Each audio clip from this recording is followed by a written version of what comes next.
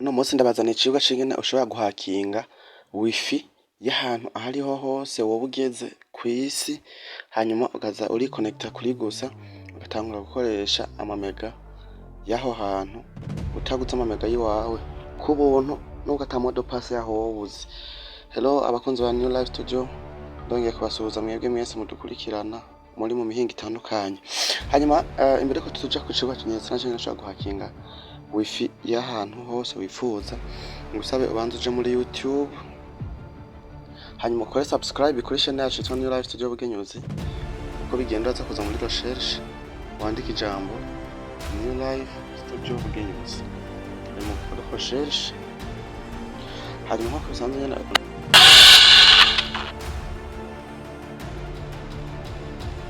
uza kuza nk'uko igihari, uza kuza hano handitse subscribe, hanyuma ubanze ugakure aka kajambo ugafyondeko. Nurangiza kugafyondako nanone ucugaruka hano ahari kano gakengeri uca ugafyondako nk'uko, hanyuma ufyonde. Yes, abakunzi ba New Life Studio Bugenyuzi, ndabazaniye ubuhinga bw'ingene ushobora guhakinga wifi y'ahantu ahari hose wipfuza kw'isi. Uko bimeze aka kanya nyene tugomba duhakinge wifi yo ngaha kuri New Life Studio, turabe wifi yariyo. Uti biragenda gute? Reka nikonekite turabe. Mwabizi n'ingene umuntu yikonekita kuri wifi, abantu batabizi. Hari abatabizi ko tugenda buke buke. Waza kumanura ino muri barre de notification. Yes. Hanyuma uza hano handitse wifi nyene aha ufyonde ugumizeko. Sivyo? Hanyuma ukore recherche.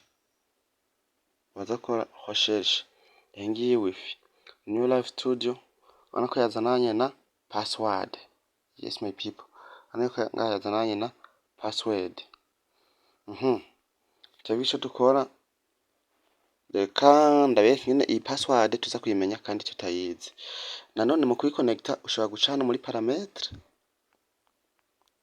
kandi habereke ushobora kuza nk'uko ukinjirayo aha handitse wifi muri parametre, naho nyene ukabikora uku curindira ikaroshesha ikayituzanira check password and try again.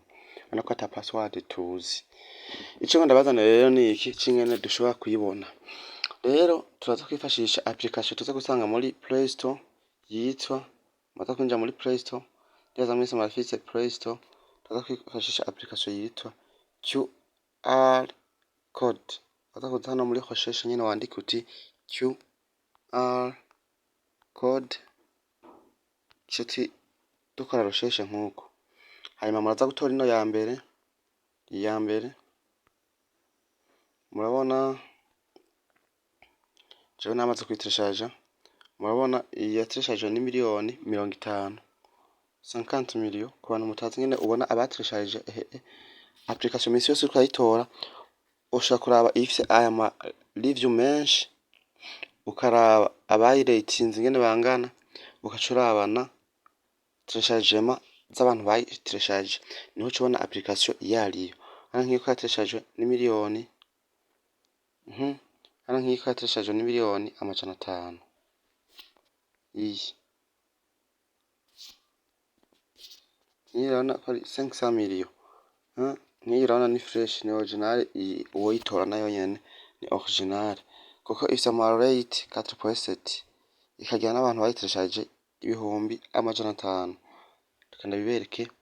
Hanyuma nanone nuyinjiramo uraza guca hano handitse install, uca ufyondako uyitereshaje. Ivyo nibirangira aza gucuza ivyo nyanda ndabereke muri parametre rero twikonekite kuri ya modo pass yacu. Muri parametre kugira twikonekite kuri ya modo pass yacu, uca hano handitse wifi,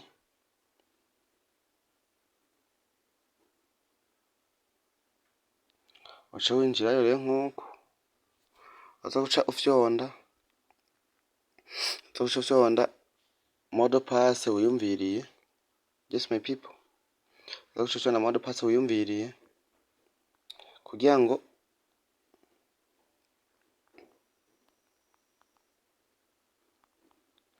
kugira ngo bikunde.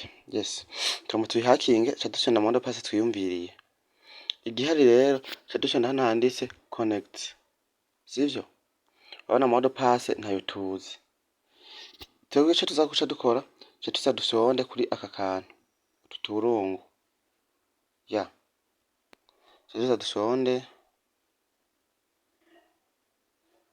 sorry, turakora uturo. Ca tuza dushonde kuri aka kantu, aka kimpera, aka kameze nk'utuntuze utu. Urabona ko baca batuzanira QR code. Twebwe igihari ca tuyikora screenshot. Ca dukubita screenshot y'iyi QR code. Niturangiza gukora screenshot, tuza guca tumanura, ca tuza muri application yacu. Iyi imwe duhejeje gutushaja ca tuyinjiramo nkuko. Ca dushikira ahantu hameze uko. Hanyuma tuza guca duca aha handitse galeri. Dushonda muri galeri, ca duhitamo galeri ngaha. Iyo dushaka gukoresha just once, ca tuza ngaha ca dushonda kuri album, ca tuzinjira hano muri screenshot, ca tuzana ya screenshot rero yacu. Yes, yeah my people, twaje kuyi hakinga. Yes, ngiyi wifi yacu twahejeje kuyi hakinga.